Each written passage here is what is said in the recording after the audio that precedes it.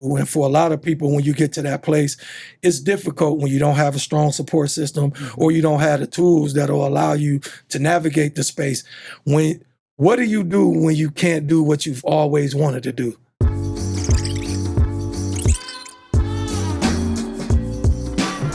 Hello and welcome to Onyx Rising's conversation series, Inclusive Leadership, where leadership meets inclusion, one conversation at a time. As always, we are here to educate, engage, and inspire you to create inclusive and forward-thinking workplaces. I am your host, Kelly Lester, and today we're having a conversation about inclusive leadership with our esteemed guests.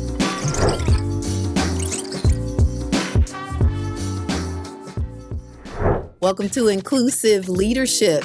And today we have Jeermal Sylvester. So Jeermal, I'm so excited to be able to talk with you about leadership. So who is Jeermal Sylvester and how do you make an impact on the world? That's a very open-ended question, but I'll say that I'm a visionary. I'm a ex-knucklehead, ex-professional basketball player,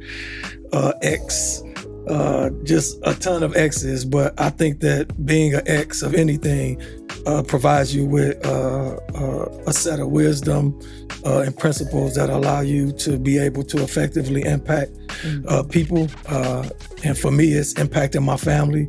And I do a lot of work with young people. And so being able to influence young people in a way that I've been able to do has not only changed their lives, but it's changed my life. And so for me, it's just being authentic and being genuine and just showing up in spaces where people are underserved, are misunderstood, marginalized, and allowing them to see that you can come from that, but that doesn't have to be the end of your story. It's just a part of your story.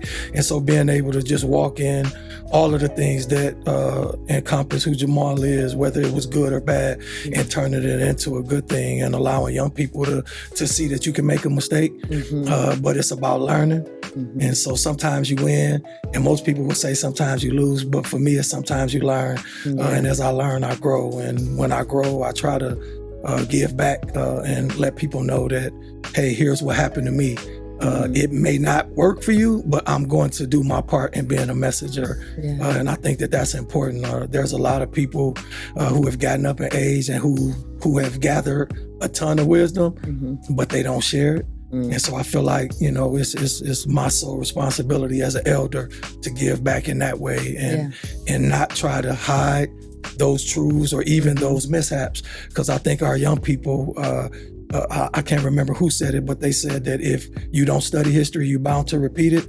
But our young people need people to talk about that history and truly give them the truth and not dance around it, like give them the real so that they could then make an informed decision. Absolutely. Authenticity in leadership is critical. But let me back up. Let's talk about your leadership or your journey just a bit, because you're talking about impacting young people and you do it every day in your day-to-day life, but you also did it throughout your career. Can you just give us a quick synopsis of your career journey and where you are today so people know, what you're doing now? So a former professional athlete. So it started on the court.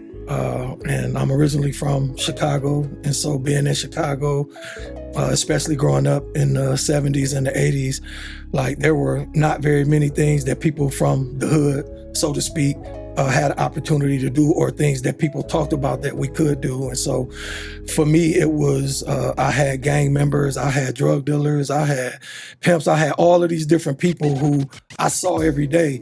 And I think what ends up happening is people have great expectations for young people, but oftentimes you forget our expectations can exceed what they know. And there's a huge gap in that. And so for me, it's easy for me to go to school and have a guest speaker to come in and talk about being a doctor or a lawyer. But when I went home, that's not what I saw. And Aristotle, just paraphrasing, he said, we are what we repeatedly do. And I think that we are what we repeatedly see. And so for me, it's walking outside my door. I didn't see a lot of doctors or lawyers, or if they were, I didn't know that they were doctors and lawyers. And so the people who was boisterous in my neighborhood was those other people, or either they were athletes. And so I kind of locked in, and like I'm looking at the people who ride good, who got the big bankrolls. And as I got older, I began to see that those things weren't the things that I needed to focus on because I started seeing them go to prison. And I'm like, I know I don't want to do that. And so then I moved to Indiana and athletics was thrown at me. I grew 6 or 7 inches and I got into basketball, and that's when my life began to change. I was in a not so good neighborhood, but what I realized was we're not a product of our environment. We're a product of the people that we look up to. And so I began to look at the people in my neighborhood who were great basketball players, and then Michael Jordan came along, and then you had the Magic Johnsons and the Larry Bird. And so for me, I was able to look at those people and begin to say, you know what, I think I can do that. I think I want to do that. And I began to invest in myself. And so while I didn't move geographically, I just changed where I spent my time. And so instead of hanging out on the block, I was at the basketball court, and I got good really fast. And so for some people, they had a long journey. It was very quick for me. I went from being the not so gifted, nobody wanted to pick them up, and in 2 years, I was probably the best player in the city. And once I seen that me investing in that way and truly putting time in and perfecting my craft, that you can take those things and you can change your life. And it afforded me an opportunity to go on a full ride scholarship to Ball State. I played there for 4 years, had some would say I had a great career because I scored over 1,000 points, had over 500 rebounds, but that also afforded me an opportunity to play professionally. I didn't make it to the NBA. That was the ultimate dream, but I made some decisions while in college that kind of shifted that and changed my trajectory, and I went overseas and played for 4.5 years, broke my kneecap, and then I had to get a job. And I think that's where things really changed for me, because now I can't do this thing that I've invested all of this time and effort and energy into. And for a lot of people, when you get to that place, it's difficult when you don't have a strong support system or you don't have the tools that will allow you to navigate the space. What do you do when you can't do what you've always wanted to do? And a lot of people don't have an answer for that. And I struggled for probably 2 or 3 years trying to navigate that space and figure it out. And I'll never forget, I reached out to my academic advisor from Ball State. And I'm like, look, I call her Mom, Linda Hall. And I'm like, Mom, look, I don't know what's going on. Like, I'm in a crossroads right now, and life is lifing right now. And I don't know what to do. And I think I need to get into a career. Like, what do you think? You know, if you could suggest something, you know me, what do you think that would be?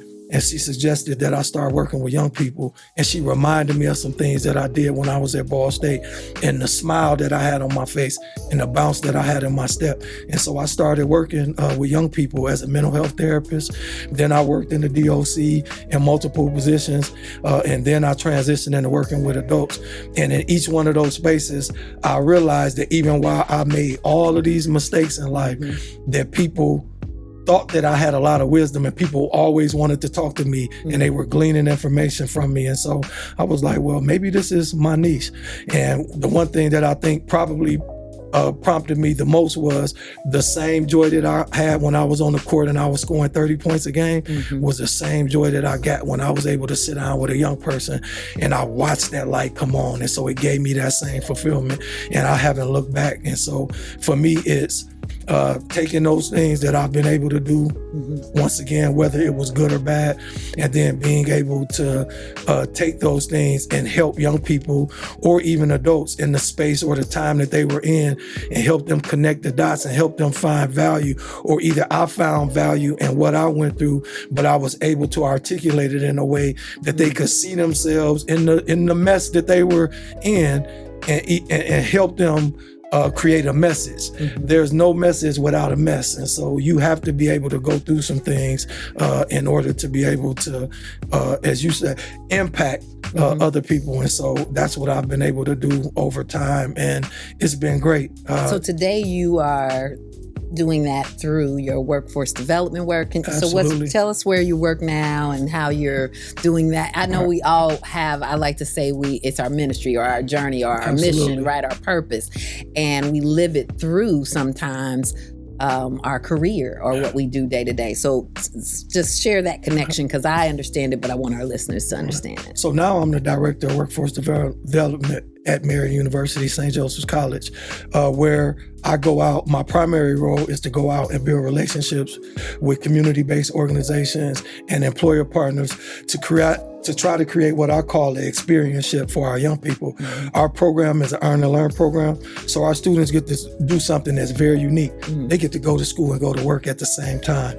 And every time I talk to somebody, especially adults, they be like, what? I wish I would have had that when I was in school. Me too. Because a lot of us have gone through the traditional way of going to school, mm-hmm. and then we do the 2 years or we do the 4 years.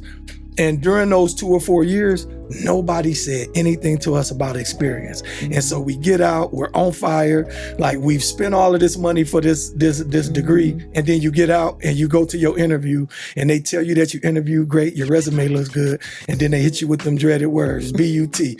Like, but like, ain't you hiring? You got this huge now hiring sign, mm-hmm. but then they tell you, well, we love your interview and your resume looks good, but we can't hire you because you don't have any experience. And I'm like, experience? Nobody told me anything about experience. Mm-hmm. They told me go to school, get this degree, and then you'll get out and you'll get this great paying job and you'll be able to pay back all of those loans that you got now. And I found out very quickly that that was a lie. Yeah. And there's so many people who have gone through that process and none of them are working in the space that they went to school for. Yeah. And so for me to be able to work for a program that allows young people to navigate that space without having to worry about that because they get to get it at the same time. Yeah. And so it's been amazing to watch it work. In my head, I was thinking that there's no way you could do that because I thought to my traditional college experience. And I'm like, how are y'all doing that? Right. But we have a program that's set up that allows our first year students to go to class Monday, Tuesday, Wednesday, and they go to a job on Thursday and Friday. They get to work full-time hours during the summer if the employer has the ability or the financial capacity to do it. And then their second year, it flips. Their second year, they work Monday, Tuesday, Wednesday, and then they go to class on Thursday and Friday. And it sets them up that at the end, they have a 2-year associate's degree and anywhere from a year to almost 2 years worth of work experience. And for me, I feel like it separates our students from any traditional 2-year or 4-year student. Because with those students, you still have to wait on them to get experience. Mm-hmm. And for a lot of employers, they found value in the program because now we become a talent solution to employers. Mm-hmm. And for young people who are kind of on the borderline of, I want to go to college, but it's not affordable, or I'm still kind of unsure about what I want to do, mm-hmm. you can come into our program and you can truly find out if that's the space that you want to be in. And some of our students have been able to even kind of change trajectory because they did a semester or they were able to do 2 semesters and they worked in a space that they was like, you know what, Coach Jay, I don't think I want to do that. But now I know exactly what I want to do because being in that space, it created so many other opportunities because I've been able to talk to other people in the space to kind of find out their journey, and they kind of helped me look at this thing and kind of lay it out in a panoramic view to say that, you know, that that's not the only thing in this space. Mm-hmm. You know that you could do this, this, and this. And they're like, oh my God, I didn't know that. And so I think either way, our students get to walk away and be able, and I think for young people, most of the time, they don't always get to make informed decisions. Mm-hmm. Most of their decisions are misinformed because it's from what somebody else told them, mm-hmm. or maybe they've gotten some information and they weren't able to process it in a way that it needed to be processed. Mm-hmm. With our program, our students get to go through it and they get to get that real life experience, real world experience as they're getting the education. And I think it's twofold. So as you go to the employer, you get to take what you're learning in class to the job to see if it really works. Yeah. But now you get to learn something at the job and you get to go back to class. And that's a different conversation with your professor now. And so now I think it enhances both avenues. And so I think it's just an amazing program. We're kind of an unknown entity, which is incredible to me because it's been in existence since 2019. And there's still a ton of people who don't even know that we even exist. And so I appreciate this opportunity to not only talk about inclusive and diversity and leadership, but then also the opportunities, because our program, as you created this opportunity for me, I was like, wait a minute, I think our spaces doing diversity and inclusivity, that I don't know why that word was hard but our program, we typically, it's probably 95% Black and brown students that we serve. And so when you talk about being inclusive and creating not equality, but then also equity, because a lot of times for us people who come from marginalized neighborhoods or underserved neighborhoods, like access is the issue, but then when you get access to the issue, how do you navigate the resources that are available? Yeah, which it sounds like that's the role you're playing. That's part of the leadership that you're providing now. So let me ask you this question. How would you describe how would you define inclusive leadership? And then talk to me about what you would say is your inclusive leader moment. It could be you as a leader, or it could be what you've experienced from another leader that you role modeled yourself after. So share with me what your thoughts are. For me, inclusive leadership is being mindful of everybody in the room or everybody in the community that you're serving in. I think that oftentimes there hasn't been a lot of thought put into how we serve everybody. The conversation sounds like that the event or the program is going to serve everybody, but once it's laid out, that program, because you didn't think it through all the way through, it becomes a barrier to certain populations in certain areas.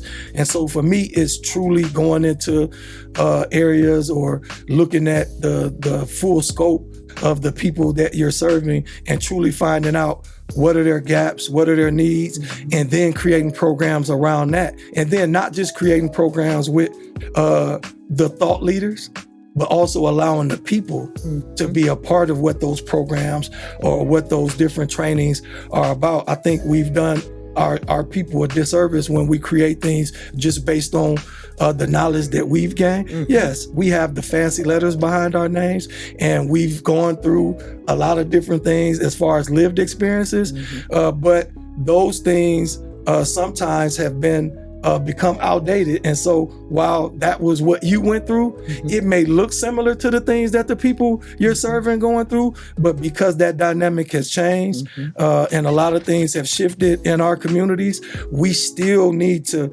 have the people's voice. And I think that creating spaces to not just have people at the table. And so I remember sitting at a table at an event with a lot of thought leaders, and I'm watching them eat. They had a plate. The plate was full. I just had a seat at the table. I didn't have a plate. And so that food smelled good. That conversation was good. But I didn't even have I didn't have a fork, a Did knife, anybody a spoon. invite you into the conversation? No, they did not. And so I think that they were checking a box. And we have to get away from checking boxes. And so let's invite them because it looks good. I'm not about making things look good anymore. I understand that I have a responsibility to my people and to the community. And so I want to not only invite people to the table, but I want to set the table up and have a prepared meal and allow them to eat. And then allow them to say that, you know what, them Brussels sprouts wasn't hidden. No, that steak was tough.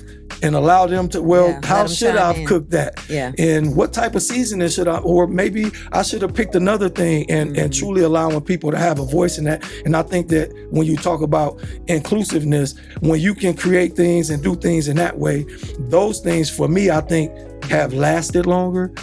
There's a lot of longevity. There's a lot of opportunity to even shift and change. And so my inclusive moment it happened just a couple of weeks ago. I got invited, the Urban League and Indianapolis, the Indianapolis African American Quality of Life, they put on a convening event, and I got invited to it. Now, in my mind, I'm like, oh man, they invited me?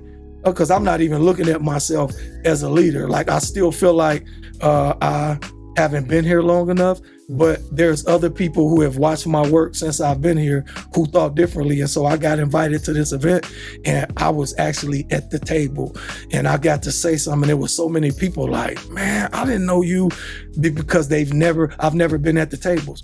They've never heard me talk about the things that I know and the things that I've been able to gain as far as from a knowledge standpoint. And so they were like, wow. And so it felt good. But for me, that was my inclusive moment, because I actually got to sit in the room with people who I look up to.